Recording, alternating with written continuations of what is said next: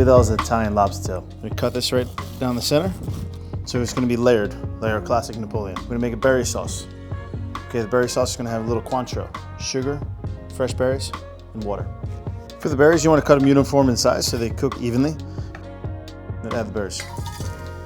Half a cup of sugar. Now we have about 2 tablespoons of Cointreau. You're gonna need about 1 cup of water.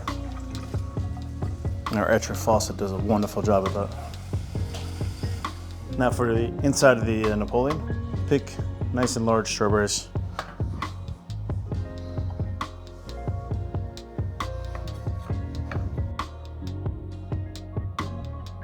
I season it just a little bit of salt, a little bit of sugar.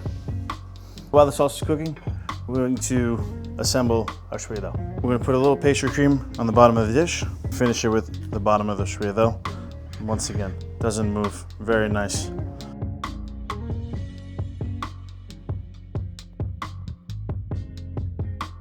Now for the sauce, nice liquidy. All your berries are cooked. I'm going to place it into a blender.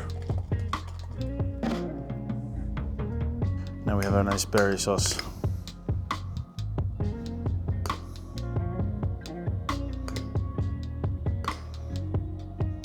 At this point, you want to make a nice quenelle to finish it with a fresh whipped cream. Turn on your warm water. Now the quenelle is going to be very nice because one, it's going to be very slick and very smooth. Garnish out the pastry. So to do so, you're going to push away, make sure everything's nice and smooth. Warm spoon.